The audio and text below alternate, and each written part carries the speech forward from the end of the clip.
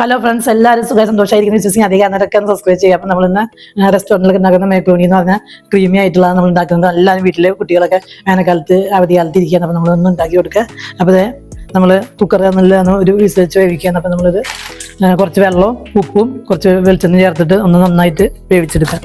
അപ്പോൾ ഇതിലേക്കൊന്ന് നന്നായി ഇട്ട് കൊടുത്ത് ഒരു വിസിൽ വെച്ച് അപ്പോൾ പാസ്തയൊക്കെ നന്നായിട്ട് വേവിച്ച് എടുത്തിട്ടുണ്ട്. അപ്പോൾ ഒരു പാൻ എടുത്തിട്ടുണ്ട്, കുറച്ച് പട്ട ഇട്ട് കൊടുത്ത് വെളുത്തുള്ളി ഇട്ട് കൊടുക്കുക, ക്യാപ്സിക്കോ ചോപ്പിൽ വെച്ച സവോളയും ചേർത്ത് കൊടുക്കുക, ക്യാരറ്റും നന്നായി ചേർത്ത് കൊടുക്കുക. നന്നായിട്ട് ഒന്ന് ചെറുതായിട്ട് വെന്ത് വന്നിട്ടുണ്ട്. നമ്മൾ ഇനി ഇതിലേക്ക് കുരുമുളക് പൊടിയും ചില്ലി ഫ്ലെക്സ് ഇട്ട് കൊടുക്കുക. പാസ്ത വേവിച്ച് വെച്ചത് ഇട്ട് കൊടുക്കുക. ഏകദേശം ആയിട്ടുണ്ട്. നമ്മൾ ഇനി വേറൊരു പാൻ എടുത്തിട്ട് ക്രീം തയ്യാറാക്കും. കുറച്ച് പട്ട ഇട്ട് കൊടുക്കുക. പിന്നെ ഇതിലേക്ക് 2 സ്പൂൺ മൈദ ചേർത്ത് കൊടുക്കുക.